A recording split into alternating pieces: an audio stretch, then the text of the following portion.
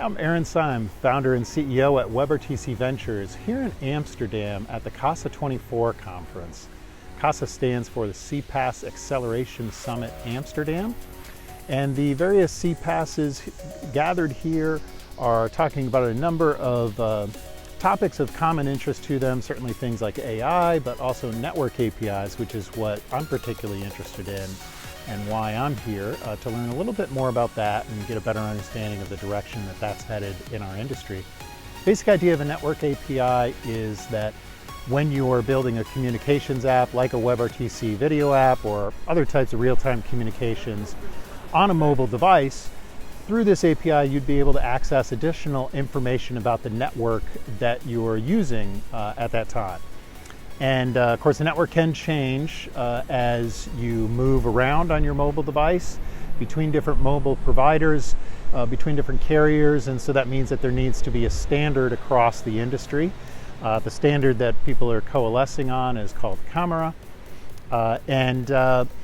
this could be used in a variety of different use cases to allow you to get access about the quality of the network that you're on, which might be helpful in a WebRTC conversation. Identity verification is talked about a lot as a good use case for this. Essentially, that would, as I understand it, be like doing two-factor authentication without an SMS text message involved. So instead of having to enter the code that was just texted to you, because your app is on a network and the network carrier already knows who the owner of that device is that you're using, you can essentially do two-factor authentication under the hood without the SMS message.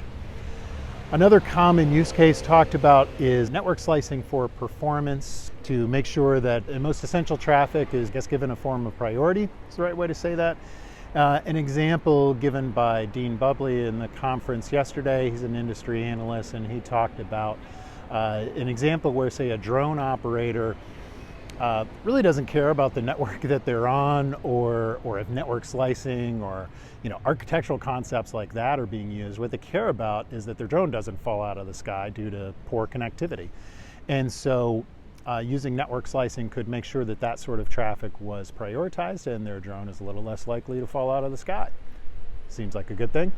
Another use case talked about a lot with fintech is KYC, know your customer regulations. So again, related to identity verification because of the device that you're on.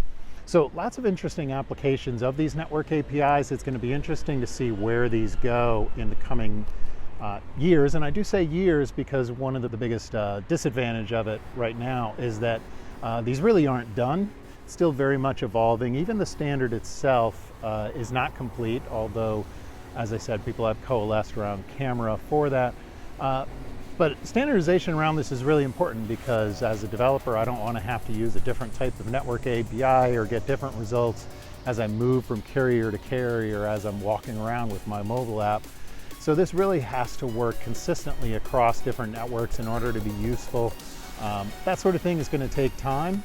I think also it would be interesting to see how the carriers and the people behind the standardization groups help to make the case to us of kind of the different sort of use case-based solutions that we as developers can implement and that our customers will want. So all of this is going to take time. I'm looking forward to learning more about it in the coming months and seeing this evolve and starting to incorporate it into our work building live video and communication applications at WebRTC Ventures. So we'll be talking about this more on our blog at WebRTC.Ventures in order to learn more about our work and to keep up with things like I'm learning here at the CASA24 conference in Amsterdam. So thanks for joining me for another conference update. Check us out at WebRTC.Ventures.